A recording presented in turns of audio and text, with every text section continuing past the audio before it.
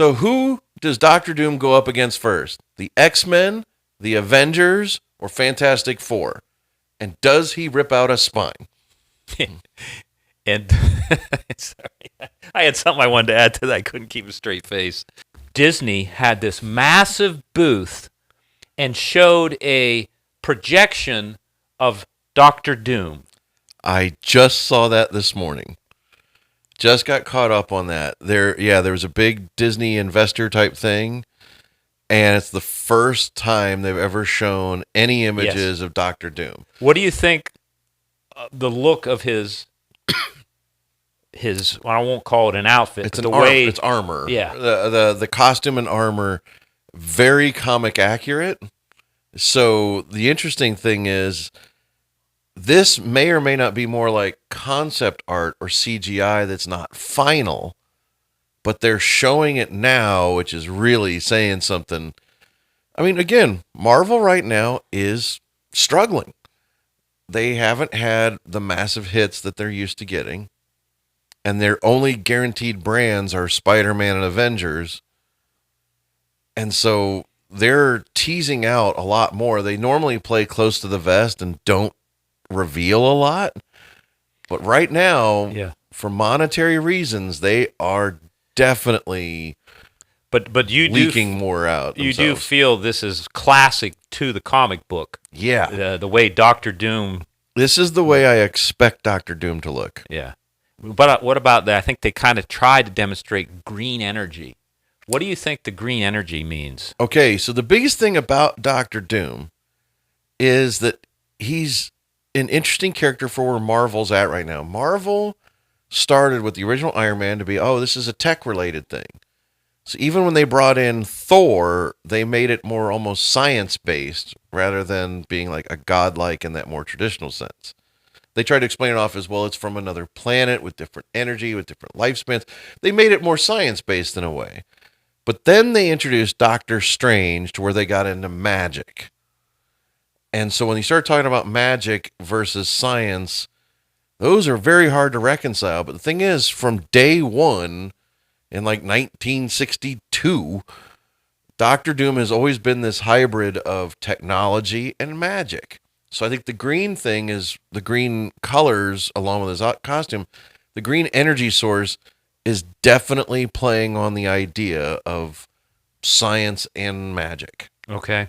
So I think the green represents more magic than technology. All right, so magic. So now, what is this multiverse center? So in theory, or like there's whether it's a library or this circular. So they established a big thing with the multiple timelines starting in Avengers Infinity War.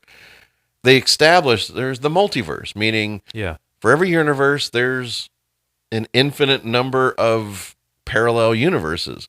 And then they really, really played into that with the Loki TV series. Yes, The Loki streaming series went hard into about the multiverse because like his whole character is Loki in the Marvel timeline, the MCU, died.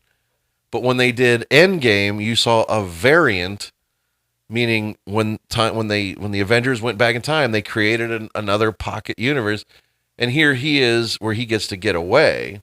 Yes. Instead of die. Yeah.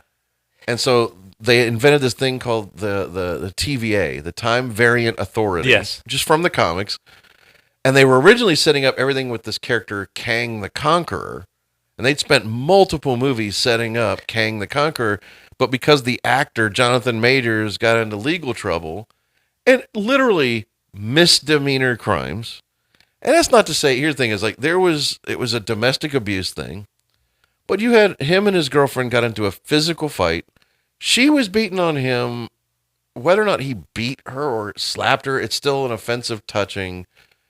It was a misdemeanor. She withdrew. And it's like, so now Marvel had to change course. But they're claiming they were always going to change course to Doctor Doom because they felt like that Kang was not doing it. Well, here's the thing with Kang. Do you feel like Doctor Doom is an evolution of Kang's powers in the sense of what Kang could do? Is that kind of what Doctor Doom can do? Yes and no. Kang and Doctor Doom are in the comics from the 70s and 80s when I collected. they were very interrelated.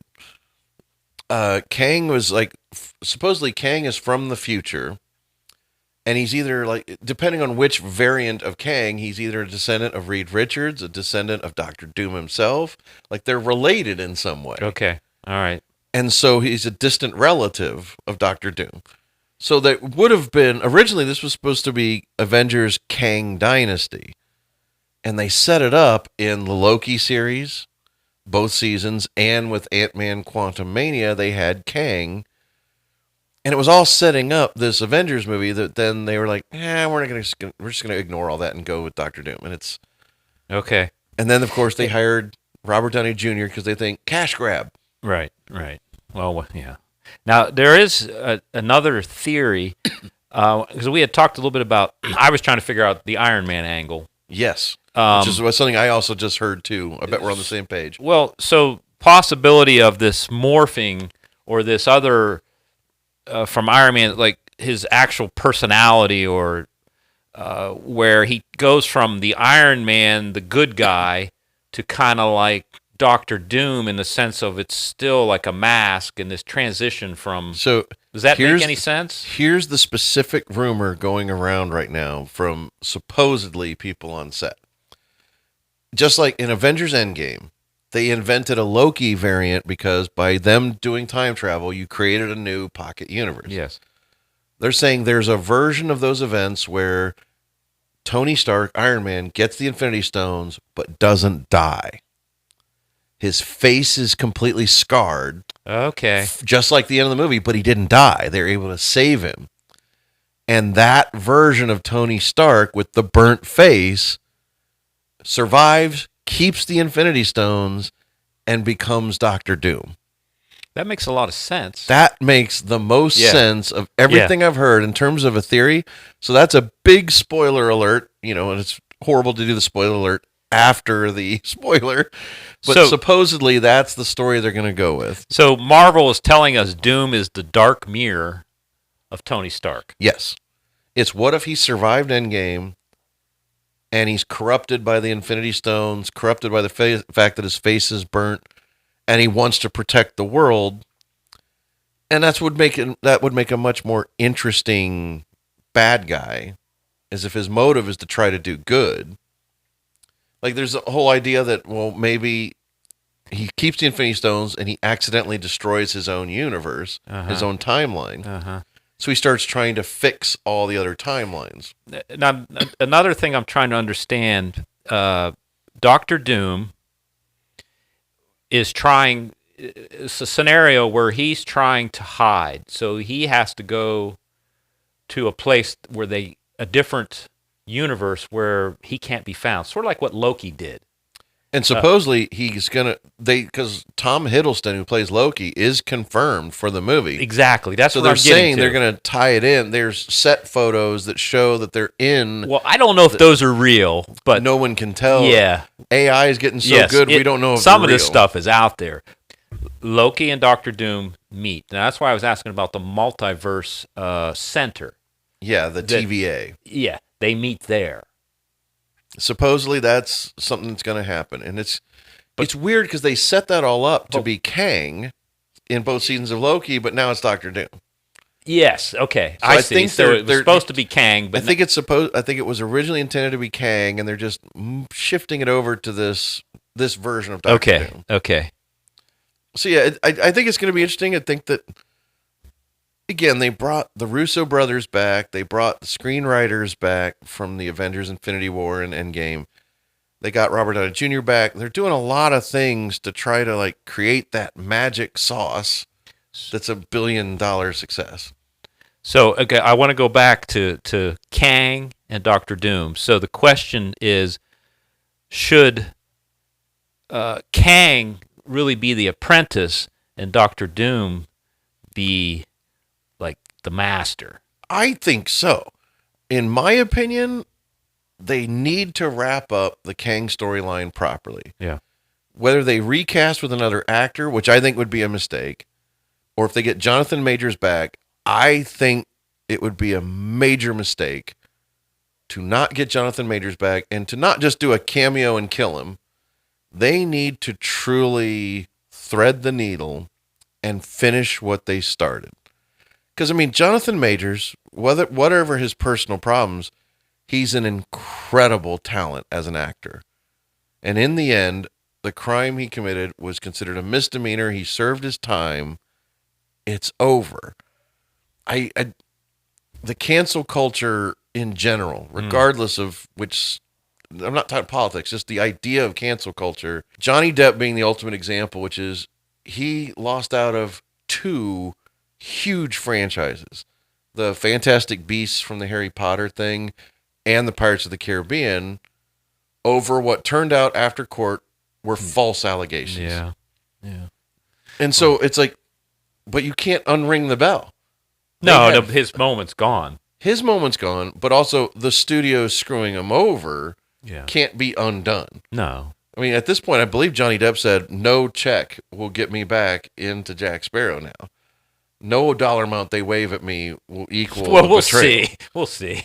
I mean, we'll find out. Disney has some pretty deep pockets. Yeah, I mean, well, look how they got Robert Downey Jr. back. I mean, it's like we said, money and control. Yeah. Oh, we have a minor correction. Maybe. Very hard to tell what's real and what isn't, but we talked about the rumor that there was a huge fight between Ryan Reynolds and Robert Downey Jr. Ryan Reynolds has said publicly, personally, because of the rumor, said, I have not yet set foot on an Avengers set. Oh, come on. Really? He said that? He publicly stated it himself. He goes, I don't know where these rumors are coming from because I haven't been there yet. Well, okay. But there's rumors. The rumors are still. But why would he come out and say something then? I mean, what gives him the? I guess he can if he's not under any kind of a. Well, I mean, in some ways, it would be a thing to saying he's not there. No one can tell him not to say that. Yeah. If he hasn't been on set, because he has not been confirmed for the first Avengers. He is confirmed for Secret Wars. Right. But Ryan Reynolds and Deadpool are not confirmed for Doomsday. Well, I think Disney's like, all right, let's figure out a way to take this so people will really be surprised when actually he does show up. Which has also happened. Yeah. Think about the Spider-Man movie where the other two, the older 2 Spider guys, they were literally on TV weeks before the movie came out denying they were in it when they were in it. And isn't it a strange circumstance for an actor to be put in where it's like you're being specifically told to lie to your friends, family, and more importantly, the public at large. Well, that sounds like that. What's that TV show where the Masked Singer? Yeah, that's what it's. Yeah, he's not allowed to say anything, even to his family or her, to their family. Yeah, and that's the thing is like I remember Andrew Garfield was on Jimmy Kimmel and had to tell them to his face like, I'm not in the movie. I'm sorry, I'm not in it. And he was. And he got, like, his best acting was trying to convince people he wasn't there, but it wasn't. Hollywood Squares. Yeah. So it's just unbelievable. I mean, it's like, how would you feel if you were being told by a company contractually that you have to lie? How would you feel about that? I don't care. If it's all part of the game, in the end, it's a great reveal. I'm okay with it. As long as we're not trying to hurt people. To me, it's a harmless lie. Yeah, it is harmless. It's like that surprise birthday party. We know it's going to end well. Yes, I agree. I love that metaphor that it's like a birthday party because it's like, it's one of the most positive lies you can tell. It's one that's going to reward the audience. Yes. So, hey, if you like the content we're creating, please like and subscribe. We're doing this for fun, but, it really helps us out if you hit that like and subscribe. And don't forget to drop your comments, please.